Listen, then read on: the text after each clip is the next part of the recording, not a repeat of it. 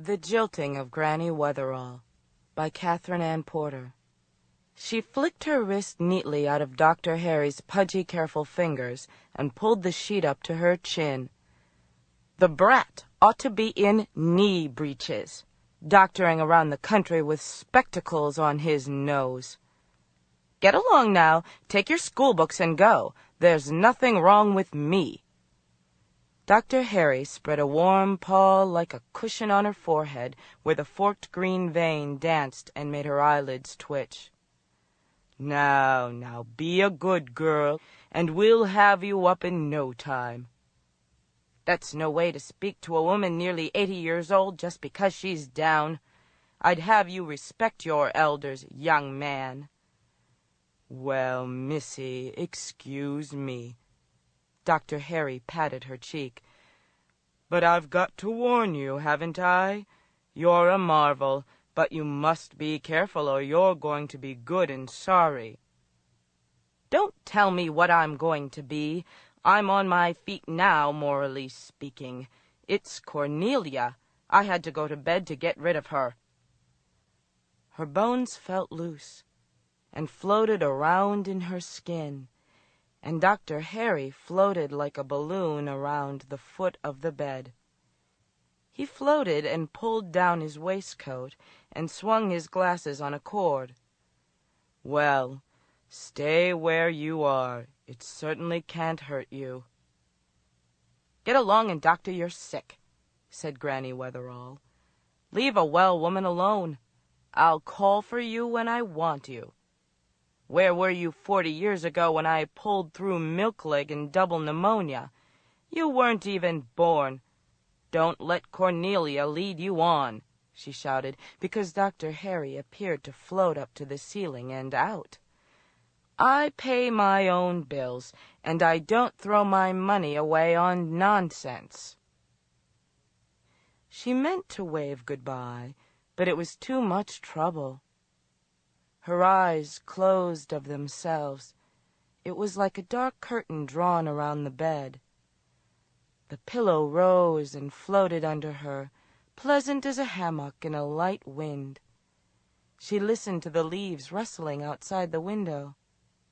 No, somebody was swishing newspapers. No, Cornelia and Dr. Harry were whispering together. She leaped broad awake, thinking they whispered in her ear. She was never like this, never like this. Well, what can we expect? Yes, 80 years old. Well, and what if she was? She still had ears. It was like Cornelia to whisper around doors. She always kept things secret in such a public way. She was always being tactful and kind. Cornelia was dutiful. That was the trouble with her. Dutiful and good. So good and dutiful, said Granny, that I'd like to spank her. She saw herself spanking Cornelia and making a fine job of it. What did you say, Mother? Granny felt her face tying up in hard knots. Can't a body think I'd like to know? I thought you might want something. I do. I want a lot of things. First off, go away and don't whisper. She lay and drowsed, hoping in her sleep that the children would keep out and let her rest a minute. It had been a long day. Not that she was tired. It was always pleasant to snatch a minute now and then. There was always so much to be done. Let me see. Tomorrow. Tomorrow was far away, and there was nothing to trouble about. Things were finished somehow when the time came. Thank God there was always a little margin over for peace. Then a person could spread out the plan of life and tuck in the edges orderly. It was good to have everything clean and folded away, with the hair brushes and tonic bottles sitting straight on the white embroidered linen. The day started without fuss, and the pantry shelves laid out with rows of jelly glasses and brown jugs and white stone china jars with blue whirligigs, and words painted on them: coffee, tea, sugar, ginger, cinnamon, allspice, and the bronze clock with the lion on top, nicely dusted off. The dust that lion could collect in 24 hours. The box in the attic with all those letters tied up. Well, she'd have to go through that tomorrow. All those letters. George's letters and John's letters, and her letters to them both, lying around for the children to find afterward, made her uneasy. Yes, that would be tomorrow's business. No use to let them know how silly she had been once. While she was rummaging around, she found death in her mind, and it felt clammy and unfamiliar.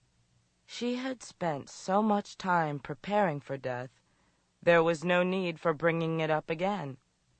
Let it take care of itself now. When she was 60, she had felt very old, finished, and went around making farewell trips to see her children and grandchildren, with a secret in her mind. This is the very last of your mother, children. Then she made her will and came down with a long fever. That was all just a notion, like a lot of other things. But it was lucky, too, for she had once and for all got over the idea of dying for a long time. Now she couldn't be worried. She hoped she had better sense now. Her father had lived to be 102 years old, and had drunk a noggin of strong hot toddy on his last birthday. He told the reporters it was his daily habit, and he owed his long life to that.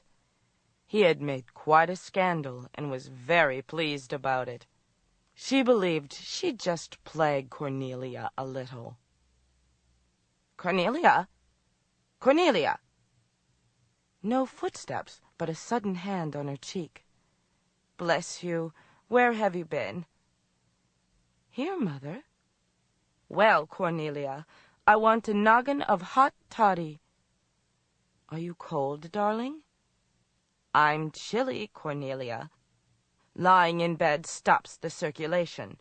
I must have told you that 1,000 times. Well, she could just hear Cornelia telling her husband that Mother was getting a little childish and they'd have to humor her. The thing that most annoyed her was that Cornelia thought she was deaf, dumb, and blind. Little hasty glances and tiny gestures tossed around her and over her head, saying, "Don't cross her. Let her have her way. She's 80 years old." And she sitting there as if she lived in a thin glass cage. Sometimes Granny almost made up her mind to pack up and move back to her own house, where nobody could remind her every minute that she was old. Wait, Cornelia, till your own children whisper behind your back. In her day, she had kept a better house and had got more work done. She wasn't too old yet for Lydia to be driving 80 miles for advice when one of the children jumped the track, and Jimmy still dropped in and talked things over. "Now, Mammy, you've a good business head. I want to know what you think of this." Old. Cornelia couldn't change the furniture around without asking. Little things. They had been so sweet when they were little. Granny wished the old days were back again, with the children young and everything to be done over. It had been a hard pull, but not too much for her. When she thought of all the food she had cooked, and all the clothes she had cut and sewed, and all the gardens she had made, well, the children showed it. There they were, made out of her, and they couldn't get away from that. Sometimes she wanted to see John again and point to them and say, "Well, I didn't do so badly, did I?" But that would have to wait. That was for tomorrow. She used to think of him as a man, but now all the children were older than their father, and he would be a child beside her if she saw him now. It seemed strange, and there was something wrong in the idea. Why, he couldn't possibly recognize her. She had fenced in 100 acres once, digging the post holes herself and clamping the wires with just a Negro boy to help. That changed a woman. John would be looking for a young woman with the peaked Spanish comb in her hair and the painted fan. Digging post holes changed a woman. Riding country roads in the winter when women had their babies was another thing. Sitting up nights with sick horses and sick Negroes and sick children and hardly ever losing one. John, I hardly ever lost one of them. John would see that in a minute. That would be something he could understand. She wouldn't have to explain anything. It made her feel like rolling up her sleeves and putting the whole place to rights again. No matter if Cornelia was determined to be everywhere at once. There were a great many things left undone on this place. She would start tomorrow and do them. It was good to be strong enough for everything, even if all you made melted and changed and slipped under your hands, so that by the time you finished, you almost forgot what you were working for. What was it I set out to do? She asked herself intently, but she could not remember. A fog rose over the valley. She saw it marching across the creek, swallowing the trees and moving up the hill like an army of ghosts. Soon it would be at the near edge of the orchard, and then it was time to go in and light the lamps. "Come in, children. Don't stay out in the night air." Lighting the lamps had been beautiful. The children huddled up to her and breathed like little calves waiting at the bars in the twilight. Their eyes followed the match and watched the flame rise and settle in a blue curve. Then they moved away from her. The lamp was lit. They didn't have to be scared and hang on to Mother any more. Never, never, never more. God, for all my life I thank Thee. Without Thee, my God, I could never have done it. Hail Mary, full of grace. I want you to pick all the fruit this year and see that nothing is wasted. There's always someone who can use it. Don't let good things rot for want of using. You waste life when you waste good food. Don't let things get lost. It's bitter to lose things. Now, don't let me get to thinking, not when I am tired and taking a little nap before supper. The pillow rose about her shoulders and pressed against her heart, and the memory was being squeezed out of it. Oh, pushed on the pillow. Somebody. It would smother her if she tried to hold it. Such a fresh breeze blowing and such a green day with no threats in it. But he had not come just the same. What does a woman do when she has put on the white veil and set out the white cake for a man, and he doesn't come? She tried to remember. No, I swear he never harmed me but in that. He never harmed me but in that. And what if he did? There was the day. The day. But a whirl of dark smoke rose and covered it, crept up and over into the bright field where everything was planted so carefully in orderly rows. That was hell. She knew hell when she saw it. For 60 years she had prayed against remembering him and against losing her soul in the deep pit of hell, and now the two things were mingled in one, and the thought of him was a smoky cloud from hell that moved and crept in her head when she had just got rid of Dr. Harry and was trying to rest a minute. "Wounded vanity, Ellen," said a sharp voice in the top of her mind. "Don't let your wounded vanity get the upper hand of you. Plenty of girls get jilted. You were jilted, weren't you? Then stand up to it." Her eyelids wavered and let in streamers of blue-gray light like tissue paper over her eyes. She must get up and pull the shades down or she'd never sleep. She was in bed again, and the shades were not down. How could that happen? Better turn over, hide from the light. Sleeping in the light gave you nightmares. Mother, how do you feel now?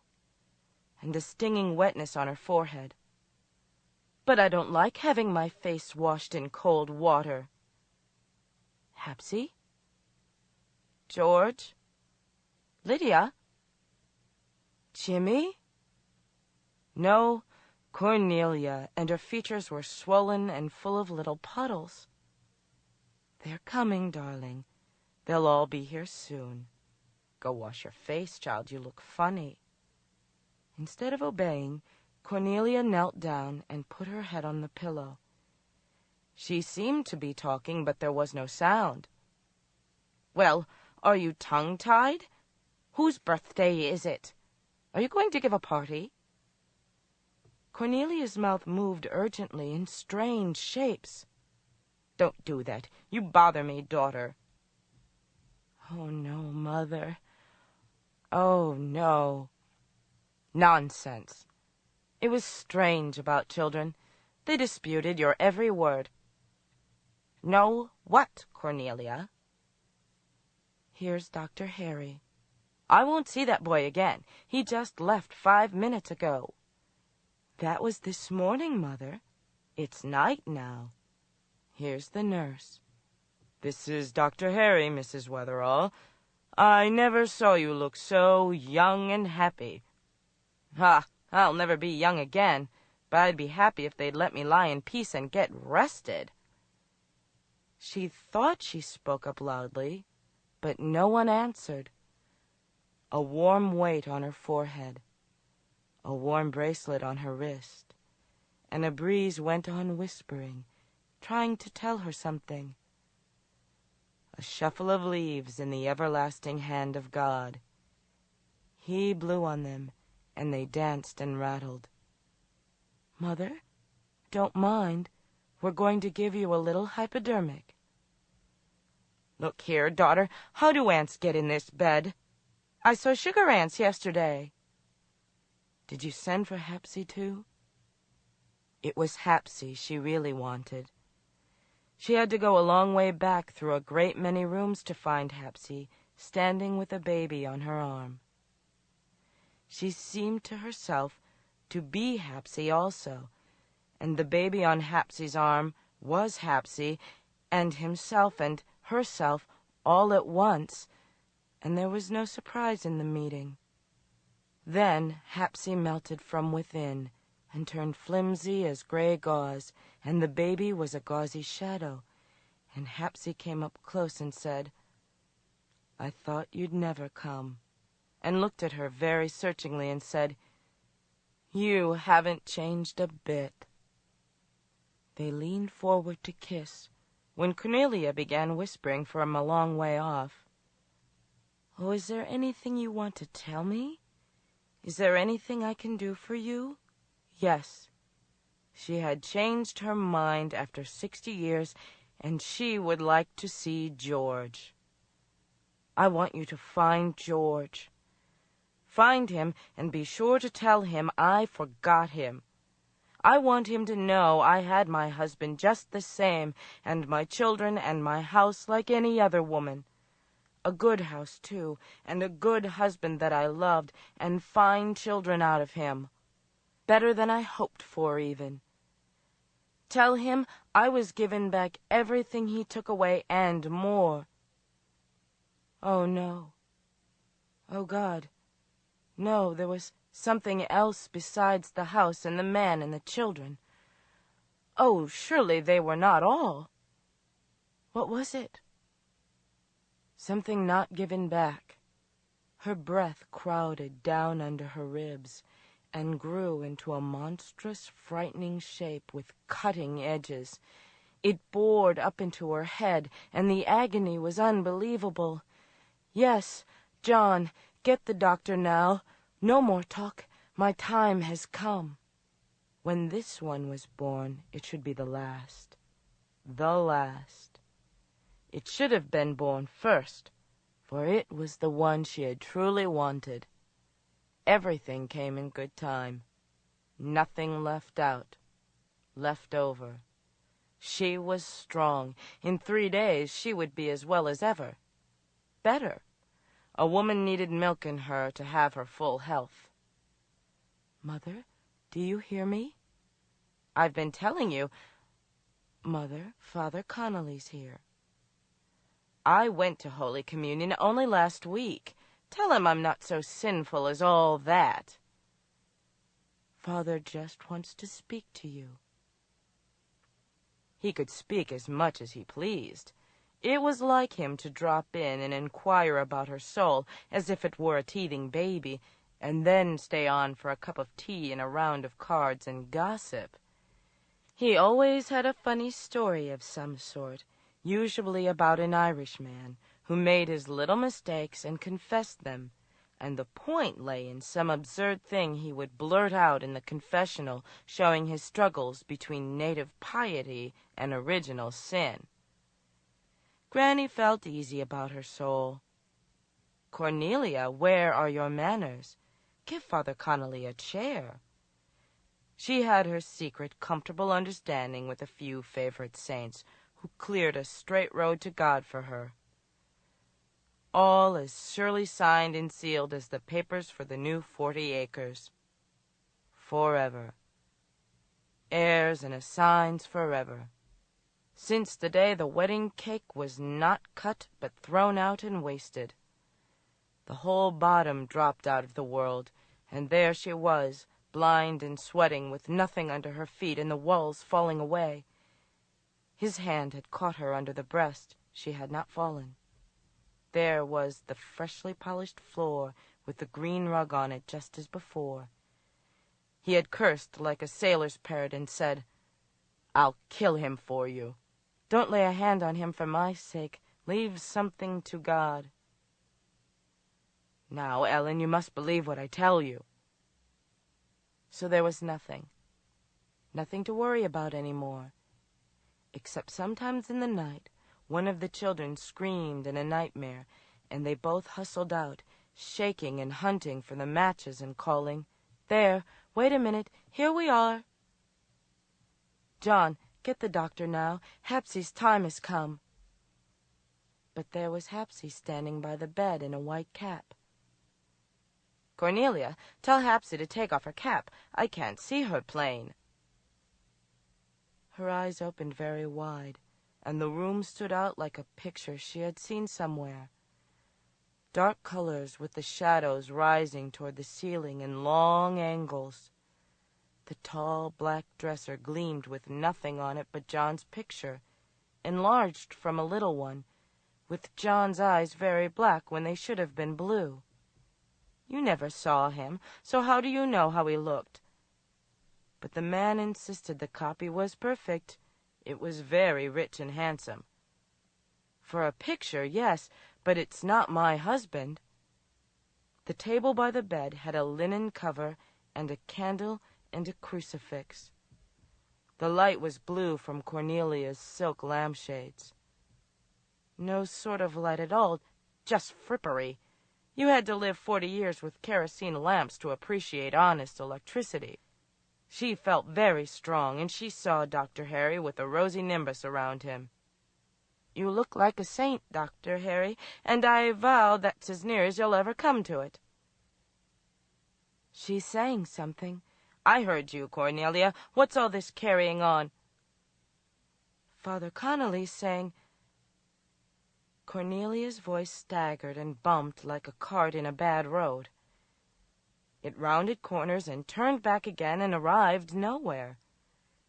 Granny stepped up in the cart very lightly and reached for the reins, but a man sat beside her, and she knew him by his hands, driving the cart. She did not look in his face, for she knew without seeing, but looked instead down the road where the trees leaned over and bowed to each other, and 1,000 birds were singing a mass. She felt like singing too, but she put her hand in the bosom of her dress and pulled out a rosary, and Father Connolly murmured Latin in a very solemn voice and tickled her feet. My God, will you stop that nonsense? I'm a married woman. What if he did run away and leave me to face the priest by myself? I found another, a whole world better. I wouldn't have exchanged my husband for anybody except St. Michael himself, and you may tell him that for me with a thank you in the bargain. Light flashed on her closed eyelids, and a deep roaring shook her. Cornelia, is that lightning? I hear thunder. There's going to be a storm. Close all the windows. Call the children in. Mother, here we are, all of us. Is that you, Hapsy? Oh, no, I'm Lydia. We drove as fast as we could. Their faces drifted above her, drifted away. The rosary fell out of her hands, and Lydia put it back. Jimmy tried to help. Their hands fumbled together, and Granny closed 2 fingers around Jimmy's thumb. Beads wouldn't do. It must be something alive. She was so amazed her thoughts ran round and round. So, my dear Lord, this is my death, and I wasn't even thinking about it. My children have come to see me die. But I can't. It's not time. Oh, I always hated surprises. I wanted to give Cornelia the amethyst set. Cornelia, you're to have the amethyst set, but Hapsy's to wear it when she wants. And Dr. Harry, do shut up. Nobody's sent for you. Oh, my dear Lord, do wait a minute. I meant to do something about the 40 acres. Jimmy doesn't need it, and Lydia will later on with that worthless husband of hers. I meant to finish the altar cloth and send 6 bottles of wine to Sister Borgia for her dyspepsia. I want to send 6 bottles of wine to Sister Borgia, Father Connolly. Now don't let me forget. Cornelia's voice made short turns and tilted over and crashed. Oh, Mother. Oh, Mother. Oh, Mother. Oh, Mother. I'm not going, Cornelia. I'm taken by surprise. I can't go. You'll see Hapsy again. What about her? I thought you'd never come. Granny made a long journey outward looking for Hapsy. What if I don't find her? What then? Her heart sank down and down. There was no bottom to death. She couldn't come to the end of it. The blue light from Cornelia's lampshade drew into a tiny point in the center of her brain. It flickered and winked like an eye. Quietly it fluttered and dwindled. Granny lay curled down within herself, amazed and watchful, staring at the point of light that was herself. Her body was now only a deeper mass of shadow in an endless darkness, and this darkness would curl around the light and swallow it up. God, give a sign. For the second time there was no sign. Again no bridegroom, and the priest in the house.